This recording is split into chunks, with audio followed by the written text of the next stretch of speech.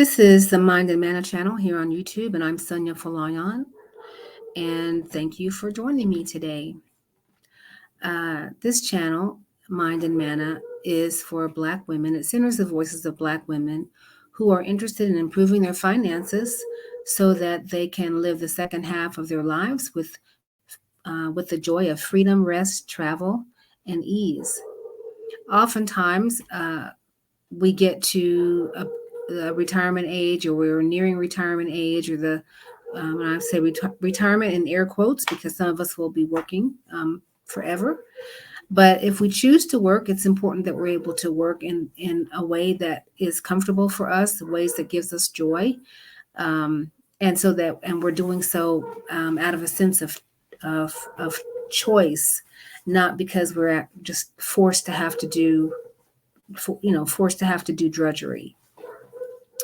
Um, if the topic of working on your finances and living a softer life is appealing to you, then please do like, subscribe, share, and comment below. I do look at the comments and I use those comments to help me think about other content to create. And I also use it to kind of help myself to grow along in this whole process. Um,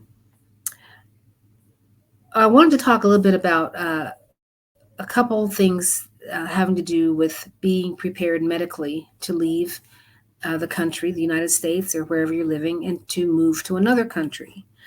Um, the issue is especially, I think, important for women and for Black women in particular.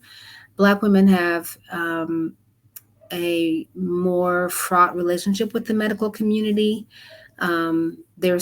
There are so many research articles and so many anecdotal uh, instances where our concerns are just not heard. Our pain is not taken seriously. Um, there are latent and inherent racist ideas about who we are, how thick our skin is, what we can tolerate. And oftentimes we're left to suffer because we're seen as um, being super strong or not having the same uh, degree of pain sensitivity as other groups. So having a good relationship with a medical professional is extremely important. You want to make sure that you have someone who can listen to you, who takes your concerns seriously, and who really values you as a human being. So, with that being said, you're going to want to have, I want to address just two things today. This is going to be part one. Part two, I will film shortly after this one. But the first thing that you want to do is you want to look up all the contact details of all your health professionals and your medical service providers, and you want to carry them with you. You want to carry them on your person, uh, especially when you're coming into the country and you have not established a medical provider where you are. Now let's look at what those contact details should include. First of all, you should have an updated list of any medications that you're taking.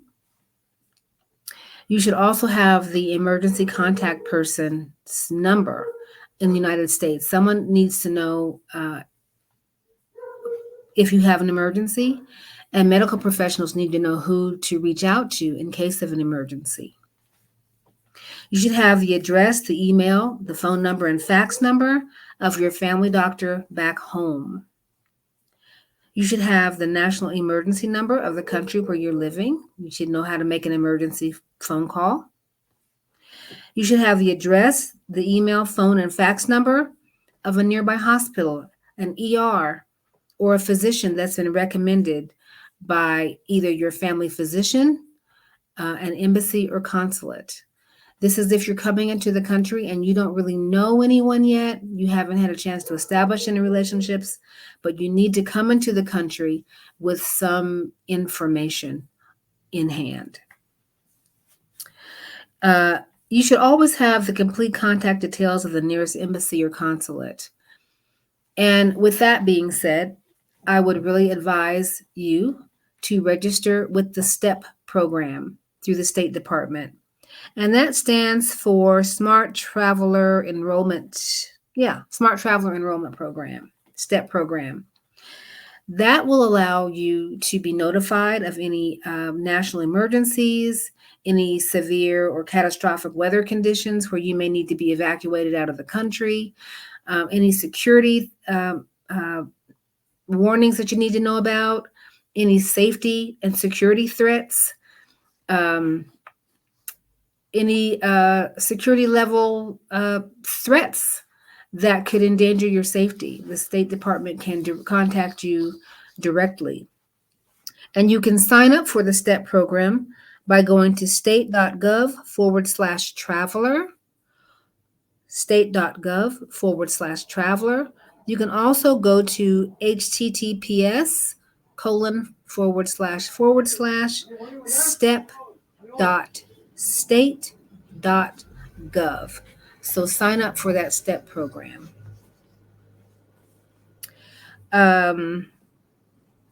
You should have a detailed medical sheet for any pre-existing conditions that an ER staff should know about.